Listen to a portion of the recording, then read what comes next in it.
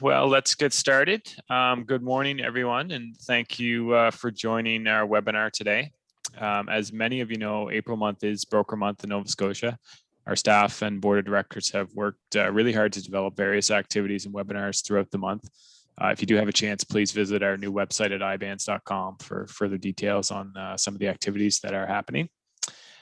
We did have over 100 brokers from all 4 of our Atlantic provinces register for our call today. So I would ask that if you would please stay on mute until the question and answer segment at the end of the webinar. I think this would be the best way for us to proceed. Today's webinar topic is the state of the insurance market and will feature a presentation by Amanda Dean from the IBC. Following the presentation, we will have a question and answer session. If you have any questions during the presentation, if I could ask you to please enter them in the chat, and then Amanda will address these questions during the question and answer segment. We will also have an opportunity if we do not get to all the questions during the call today. What we're going to do is Amanda will take these questions away, and Carrie will follow up in the next week or so with responses to the questions. Our speaker today, Amanda Dean, is the Vice President for the Insurance Bureau of Canada's Atlantic region. In this role, Amanda advocates and is responsible for eliciting positive change and sound public policy on key priorities for the private home, auto, and business insurance sector. Amanda also directs stakeholder and member initiatives and represents member companies' concerns while collaborating with all levels of government on shared and strategic industry objectives, such as sustainable auto insurance, balanced regulation, and adaptation to severe weather. In previous roles, Amanda has worked closely with the Deputy Premier of Nova Scotia and the Minister of National Defence. Her responsibilities included communications, issues management, and intergovernmental relations. Amanda holds a bachelor's degree in public relations from Mount St. Vincent University and a master's degree in public administration from St. Mary's University. And with that, I'll turn it over to you, Amanda. Thanks so much, Anil, and thank you everyone for inviting me to be here and to be part of your Broker Month, I guess, virtual celebrations and acknowledgement of everything that that the brokers do within the insurance industry. Very happy to be here. I will also add, Anil, my bio clearly needs to get updated because I am very proud that I just obtained my CIP as well recently in the spring convocation. So I'm thrilled to be part of the group within industry who has that designation as well. All right, so let's just dive right in as I pull up the presentation and see if I can do this. We are all becoming technical experts. Excellent. The state of the industry in Atlantic Canada. There's certainly a lot going on within the insurance industry and the broader insurance market. So I'm going to touch on a few things this morning, but I am really keen to get to the question and answer session because that's where I learn an awful lot about what's happening from the broker perspective, but also where I think we can have a really good conversation about what's happening and how we move forward. So with that, what I want to touch on today, four key pieces that I've got some slides prepared for. Number one, the pandemic itself and what insurers have been doing, the commercial marketplace, increase in catastrophic and natural disasters and severe weather, how that's impacting us in this point in time, and also the state of auto insurance in the Atlantic Canadian marketplace as well. So certainly it can't be understated that in times of crisis, we don't change who we are, we reveal who we are. And the entire insurance industry really stepped up, especially early on during the pandemic. Insurers, and thanks in part as well to insurers, broker partners for enabling these processes, because in a lot of cases, customers had to call you to engage in the rate relief programs that were offered by various insurance companies throughout the pandemic. But insurers provided $2.4 billion in personal and commercial relief throughout the pandemic. So, and that is up until the end of December of 2020. Here in Atlantic Canada, relief and premium deferrals for private passenger vehicles totaled about $88 million. So not insignificant numbers. And quite frankly, I can't think of another sector that's provided that significant amount of customer relief. So one thing is clear that we continue to reiterate, especially with customers, is that we'll continue to be there for Canadians as an industry. The pandemic has also, I think, highlighted the greater need for regulatory modernization. So what I mean by that, electronic communication, usage-based insurance, and other things as well.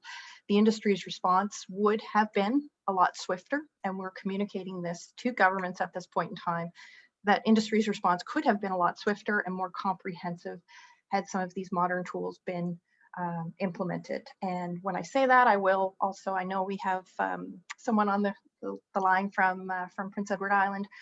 I will also just applaud that government, because midway through the pandemic, they implemented and brought in to enact and approves the use of electronic proof of insurance. So those types of things help insurers and brokers certainly serve their customers. Just go back for a moment. The serious pressures on the affordability and availability of commercial insurance. We'll dive into commercial insurance for a second.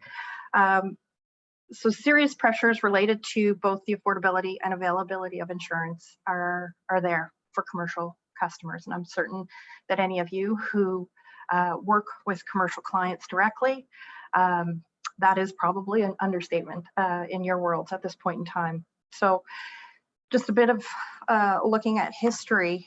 In Atlantic Canada, a similar dynamic had emerged in the early 2000s, which I'm sure many of you remember. Raising prices, availability issues, negative coverage in the media, and politicians threatening to interfere to get things back on track. So working together at that point in time and buckling down, we got through it. So now we're confronting the same realities on the commercial insurance front. If people can't find or afford the insurance that they need, there are risks to our collective reputation and risks that government may step in to try to solve the problem with regulations. So what IBC is doing for its part, we have created, one of the things that we've done is create a national task force on commercial insurance, and bringing together customers, business groups, insurers, brokers, and other key stakeholders. So that has produced a lot of really good conversations. We're looking to release a report very soon. I believe toward the end of this month, early May, just in terms of what we heard from a lot of insurance customer groups, so trucking groups, restaurant organizations that represent restaurants, and so on, along with some solutions in going forward. And those solutions include things that those customers can do, insurers, as well as government. So that task force piece, I know there's been some media and some coverage about the task force. It's just one part of our 4-point plan, if you will, that IBC is rolling out. First within that plan is we have brought on a risk manager, which is something that IBC does not typically normally have within its staff complement, but we have a risk manager who has engaged risk managers right across the country. So we have a roster of risk managers, if you will. including in Atlantic Canada. So these folks work closely with the broker of record to find solutions for business owners. So I say that, and I know that Tom and Graham in my office have shared a 3-page document with information about our risk management service with the various brokers associations to send out to you folks. So please make use of it. If you have a client who is experiencing a particular challenge within the market, share that information with them to get them engaged with that risk management process. Second, we put in place a strategy to reach out to both government and the general public. No shock, governments have a lot of questions about what's happening within the commercial insurance market these days, because just as you're hearing from commercial customers, they too are hearing from those same folks who are their constituents. Third, we've established a national stakeholder engagement plan.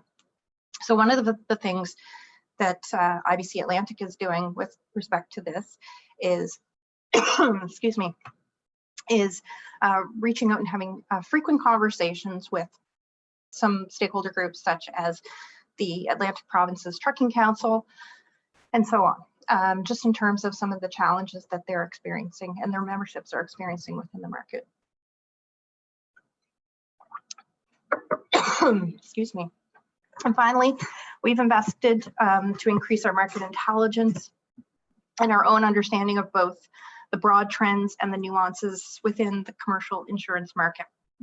So that includes things like commissioning a report from Deloitte. I'm going to share a website address with you a little bit later on in the presentation, where you can also access that report just in terms of what's happening with the commercial insurance market more broadly. So the bottom line, as we see it on commercial insurance, is that none of what we're facing collectively as an industry can be solved by any one player, and we all need to work in partnership. And I'm certain that you're hearing those same messages from your insurance partners these days. These challenges will not vanish overnight. In many cases, there were some challenges that were bubbling, if you will, long before the pandemic had even started. But we can get through this, though our industry is going to have to show a tremendous amount of leadership, and we're all going to need to work better as we have in the past.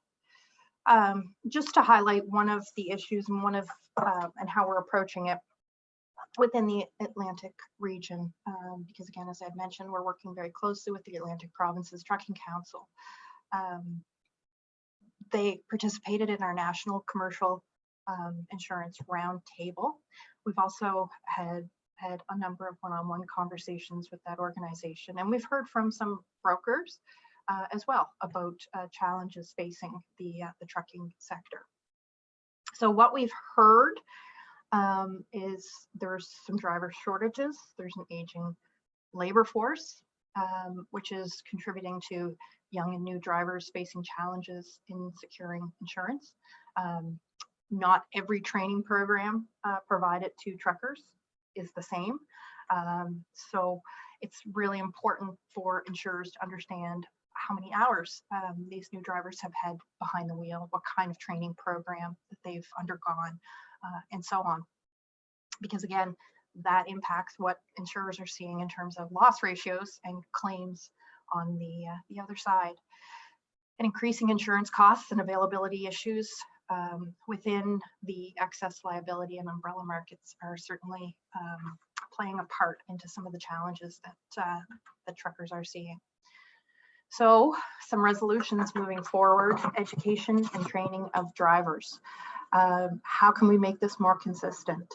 And how can insurers better, I guess, understand the ideal training programs? Because again, if you're an underwriter dealing with this line of business, certainly having 5 different training programs within just the province of New Brunswick, for example, when you're underwriting policies right across the country, That's an awful lot of information. So how can we make this more consistent? How can we ensure best practices are applied, especially in the education and training piece? Because again, we know some trucking companies are doing tremendous work in this regard. Mentorship of drivers from experts in the fields. Again, we've heard that some trucking companies are doing this and doing this very well to bring along those young drivers. And insurers are working with industry to identify risk management and safety protocols. So again, coming back to that risk management service, it's so important that customers facing challenges in this market call, engage, so that we can have a better sense of what's happening within the commercial market, specifically in the Atlantic region. Also, with the current commercial market within the Atlantic region, we are hearing about condominium insurance, corporation insurance, I should say, restaurants, long-term care, homes, and greenhouses. Those are just some of the areas that we are hearing from through our risk management service. I will add, it is important to note that the calls to our Consumer Information Center remain very low. And the calls to our that are then escalated to IBC's risk management service, i.e. they can't find help through shopping around and the advice from our consumer information officers, that's when those calls are elevated to our risk management service. There's just a handful of organizations and businesses so far in the Atlantic region that have engaged in that risk management service. So again, encourage any of your customers who have had those challenges to please contact us. However, in the handful that our risk manager has tackled, condominiums, restaurants, long-term care homes, and greenhouses have been part of those conversations. And this is where you can find that information. So to first engage with our consumer information officers, this is the number. And they help customers determine if their particular situation needs to be escalated to our risk manager. And we do have more information available on the businessinsurancehelp.ca webpage. So please take advantage of those resources. And as I mentioned, there is a great 3-page document that explains our risk management service that's out there floating around, and you can access it on that website as well. I'm moving to natural disasters and severe weather, something that we talk an awful lot about, even outside of the times that we're currently living in. Insured damage in 2020 amounted to $2.4 billion. So that was the 4th highest year for insured losses since 1983, the year that we first began keeping records on natural catastrophe, severe weather events in Canada. So taxpayers and insurers share the cost of severe weather damage. For every dollar paid in insurance claims for damaged homes and businesses, Canadian governments, we know, pay out much more to repair public infrastructure. Yet Canada still lacks a national adaptation strategy with measurable targets and the accompanying investments that are needed. And I know there were some measures announced within the federal budget, so we're currently analyzing that and very hopeful that this is a move in certainly the right direction. So while acknowledging the importance of a resilient recovery, we need to protect people from floods, fires, windstorms, and hail. And so we're pushing hard on adaptation when we're talking to governments in and around this particular topic, because as you can see by these numbers, industry is paying for a lot of the changes that are happening within our climate with severe weather. This is certainly a tangible way to point to the cost of climate change in part. In terms of Atlantic Canada, this graph, I know it's incredibly small. I apologize for that, but as you can see, though our region has smaller events, our frequency is certainly higher in terms of severe weather events. in 2020. So over $18 million spent on severe weather related claims within this region. And in 2019, that number was 194 million. So we're certainly playing our part in adding to those big numbers.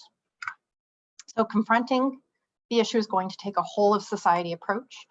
Serious conversation about land use planning is also going to need to be a part of that conversation. So not letting folks build too close to the water where the land is eroding, for example. So if we want to limit the damage of future floods, we need to equip municipal leaders with the tools that they need to stop development in high-risk flood zones. And we have to keep reminding people that smart action today will pay dividends down the road. And just to touch on auto insurance before we get to the Q&A section, let's take a look. So private passenger auto accounted for 38% of premiums taken in Atlantic Canada for our member companies.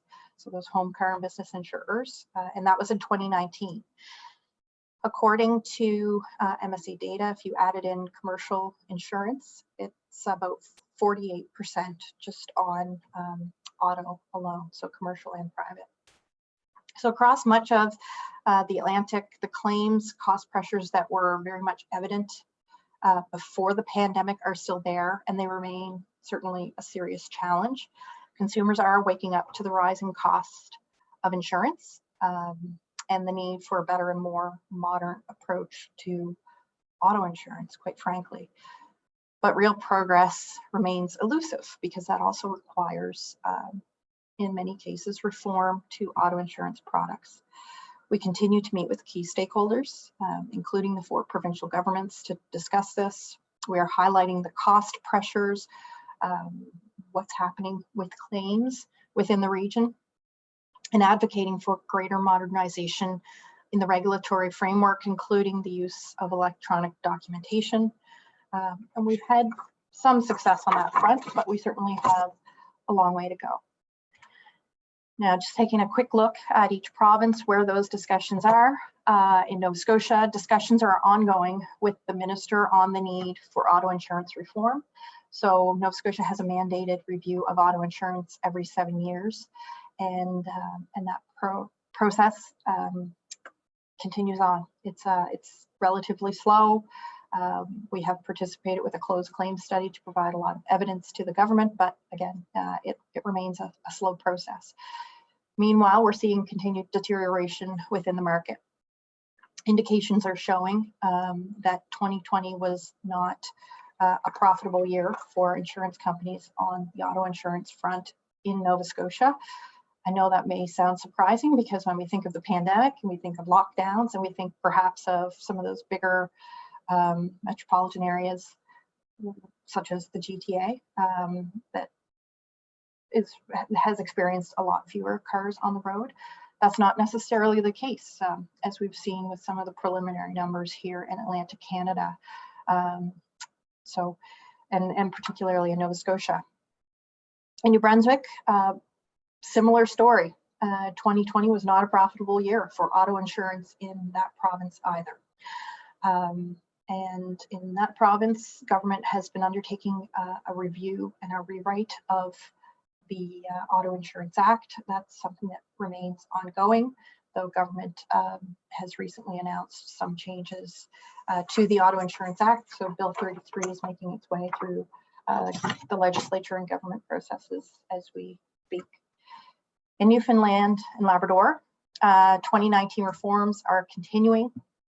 We're working with the Newfoundland government to finalize the authorization for the data needed to implement the insurance validation program.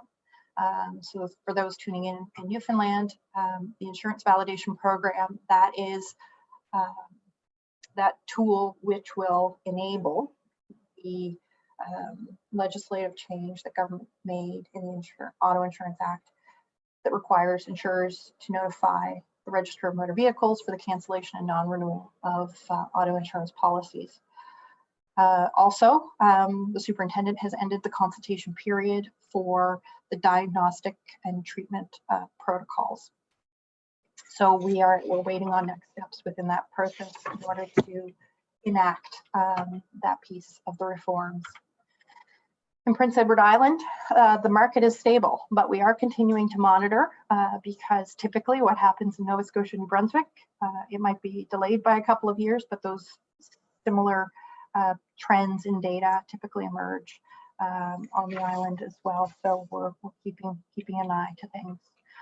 What we're doing a bit proactively, in addition to the conversations with stakeholders, is we've initiated some conversations with consumers. So if any of you tuning in Nova Scotia had seen some social media ads for our tune-up time campaign, this was designed in response to government saying that they were not hearing complaints from consumers about the price of auto insurance. We know full well the brokers and agents even have been hearing comments, complaints, if you will, from auto insurance customers about the cost of auto insurance, and insurers have been hearing it, but government had indicated to us that they weren't hearing anything. So we took our message directly to people within Nova Scotia through this tune-up time campaign and encouraged drivers to reach out directly to their MLAs and to let them know that the moment has come for some real change with auto insurance. So this was very much a grassroots campaign that we rolled out in the province of Nova Scotia from January to March, so a 60-day campaign. And it was a way of reminding people of the existing and growing challenges in auto insurance and a way of calling into question the government's claim, again, that no one is complaining, that no one is requesting change to the status quo. So the message we delivered was consumer friendly and that the system needs a bit of a tune-up, and it shouldn't be one size fits all, but there's lots of opportunity to provide customer choice when it comes to auto insurance. So I know this was a lot, and I only touched on at a very high level 4 very big buckets of things that are happening within the insurance industry at this point in time. But by way of conclusion, I would just add that certainly the pandemic remains the top of mind for everyone right now, including government stakeholders. It is the primary focus for government, quite frankly, as it should be.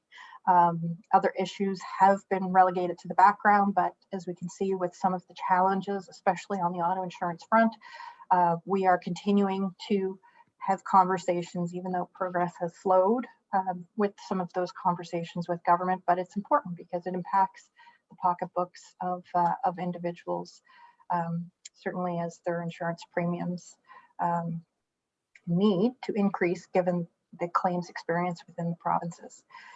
But I will end on a positive note. We do remain both motivated and determined to keep talking, keep raising awareness, and keep pressing for positive change in favor of customers throughout the entire region. So with that, thank you very much for your patience. And I certainly very much look forward to the Q&A session that will follow. Okay, Amanda, first of all, thank you so much for that presentation. We're just looking for questions to begin to roll in now. As we wait for questions, if everyone could please submit the questions via chat or directly to myself or Amanda and let us know if you do have a question. Amanda, could you chat a little bit more? I think a lot of people are interested in IBC's a risk manager solution. Can you tell us a little bit more about that and maybe if you've had any successes either locally or in Ontario, kind of what that looks like? Absolutely. Thanks, Neil. There have been, I'll start with the successes piece. There has been a number of successes right across the country. More locally here within the Atlantic region, there have been some successes with a condominium corporation in working with the broker of record and just doing some risk management, changing things around a little bit. Also, there was a business owner who had connected with our risk management service within this region as well. The business owner owned a building that housed a restaurant that he also owned, and then he rented space to, I think it was a pub and another restaurant. His premiums went from I think $3,000 to about $13,000. So in working with our risk manager, he was able to move that back to $9,000. I will also add that there were some claims on that record as well. However, the client was able to obtain reduce that rate from $13,000 to $9,000 just based on a few risk management techniques. So again, would really encourage anyone who has a client who's facing challenges to call. There's another great example that our risk manager told us. This one was out west. I can't remember which province at the moment, but there was a school and a daycare co-located and run by the same management company, if you will. And by separating the entities, was able to find a lot, I guess, better pricing for both overall. So it's incredibly helpful to have that set of fresh eyes take a look at it, because again, you've worked with these customers in some cases for years and years and years. And during a hard market, a lot of different things are being looked for by underwriters, and sometimes they require a bit more information. So again, please reach out and make use of that risk management service if we can be of help. And just a quick follow-up on that, Amanda. How does the broker, can you touch on the broker's involvement in that, or is that strictly a consumer-facing service? So if it's my client, for example, that's having a challenge, what role do I play in that once the client is speaking to the risk manager? Absolutely. Once the client is speaking to the risk manager, they will be asked a number of questions, including who is your broker of record, who is your insurer of record, and the risk manager will reach out to the broker of record directly in order to engage that broker on a conversation to get, in some cases, a bit more information, but also to just further the conversation in terms of what efforts the broker has made to shop with other markets that the broker has access to as well. So to get a full picture of the risk and what information that the broker has on file, because as you know, clients sometimes forget the information that they may have provided 2 years ago, and it could be that information that helps move this process along. Perfect. I don't think we've had any questions come in yet, Amanda, unless you had any directly to yourself. Well, it's certainly a challenging market, and one of the things that I will add is just, I know certainly Tom and Graham on my team have been having regular phone calls with the leadership of the brokers associations throughout the region. So we really appreciate that. And Anil, your participation in particular as well. Really appreciate it. And through that, we know that the volume of calls have certainly increased within the region to the broker community. I think you just need to look at the housing market and what's happening in Nova Scotia and certainly parts of New Brunswick as well to just imagine how your call volume must have increased. Call volumes also increased in terms of underwriters with insurance companies. So the volume that you're seeing, it's being experienced right across the country, and it's all going to those underwriters. So they want to hear from you, and I know that they certainly look forward to working with you. And by all means, just keep asking those questions of your insurer partners. And IBC will continue to keep information out there in terms of what we're doing within this market as well. And just one last comment, Amanda, I wanted to give you the opportunity. I'm not sure if you touched on the tune-up time campaign or not. Did you have a chance to mention that during your presentation? I did. So I did just very briefly mentioned that it was a social media campaign that really aimed to get consumers talking directly to their MLAs. And I'm glad you actually brought it up again, Emil. Even as of yesterday, I had a call from a Nova Scotia MLA saying that they've been contacted by a couple of their constituents wanting to talk about the state of auto insurance in Nova Scotia. So it was a very successful campaign from our perspective in terms of getting people to raise this issue with their MLAs, because again, we've been hearing from government that no one is complaining. We know that brokers have been receiving those complaints, and we know that insurers have been receiving those complaints. So just to get that direct contact between the customer and MLAs is incredibly important.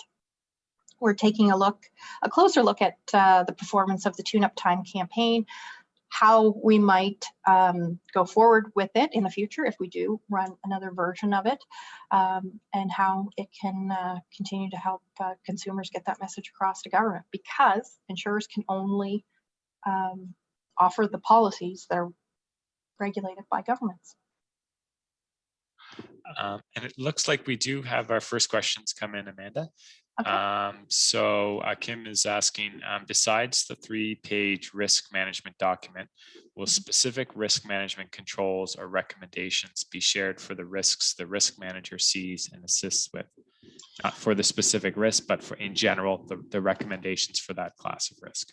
That's a great question. So I think there's kind of a two-part answer to that. As everyone would know on this call better than I, commercial policies are just so tailored to that specific risk that the solution for that specific risk may or may not apply to another similar organization. So this business owner that I mentioned who owned this building with 3 tenants, he had a business in one of those tenancies. The solution that was found for him may not apply to the next business who owns the building and has a few tenants as well. So, but there are, to the point that's being made in the question, there are certainly some trends and some similarities given risks within specific industries. And I suspect that the risk manager will share those with the brokers when they're working directly with the broker on a particular risk. And I know I'm having touch base calls with our risk manager. Again, the calls remain very, just a handful from this region so far. So we expect that to pick up. We're hopeful that it will pick up because that'll give us a better sense of some of the challenges that we're told are being faced within the market. Well, we've got another question here, again about the risk manager service. So a client had a CGL that had a couple of claims, and the only price available to the broker was $60,000. The broker or the client did end up finding another quote, but it was $20,000 from another broker. It's a small business, a corner store that obviously is going to have a challenge with that premium. Would the risk manager service be able to help in this case? So where the client has received a price, in fact, a couple of prices, but it's still a very high price. Is that a scenario where there's some assistance? That is absolutely a scenario where the risk manager could potentially help. Again, I don't know all the details, though this is a pretty thorough summary. I don't know all the details, so I would absolutely recommend that client call our toll-free number and start the process to engage with our risk manager. Liability insurance is another huge, I think we could probably have an hour-long discussion just about liability coverage within the environment that we're currently working in, and what's happened there in terms of reinsurers tightening up some things in terms of wordings and the availability of liability insurance given the current pandemic situation and the uncertainty that's out there. Last I checked, Canada had 13 class action lawsuits that had been filed. There may very well be more at this point in time. Okay, it looks like that's it for the questions, unless we'll give it another minute or two here to see if any any further questions roll in.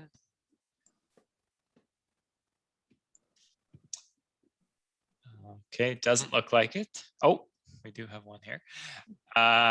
So we're asking if, okay, so yeah, great question. So can the brokers reach out? So again, this is the concern, Amanda, that I would say, speaking for I think I can speak for the brokers. Again, if the risk manager is solving a problem for the client, again, it comes back to where's the broker's role in that. So is the broker able to, again, insert themselves back into that if a solution has been found by the risk manager and present that solution to the client? Absolutely. The broker is worked with every step of the way by our risk manager. The risk manager does not run off to work with the client on his or her own. So it's incredibly important to get information from the client, but it's equally as important that our risk manager works with the broker of record. So absolutely. I will also add that if questions are not cropping up right now, but you might think of a few questions after this. I'm going to volunteer Carrie. Just send your I'll let Anil off the hook. I'll volunteer Carrie. Just send your questions to Carrie, and we'll be happy to put some answers together. And Carrie has agreed to distribute a bit of a Q&A afterwards, if that could be helpful. That is wonderful. Thank you so much, Amanda. So I'll just reiterate that if you have any questions for Amanda on any of the topics covered today, please send them directly to Carrie at carrie@ibans.com. And as Amanda said, she'll follow up on those. So with that being said, I think we've covered all of our questions for today. Thank you, Amanda, so much for giving some of your time and for reviewing today's topics. Really appreciate you sharing some insight for us on what's happening in the market from your perspective. Great. Thank you so much. All right. Thank you, everyone. Hope everyone has a wonderful day.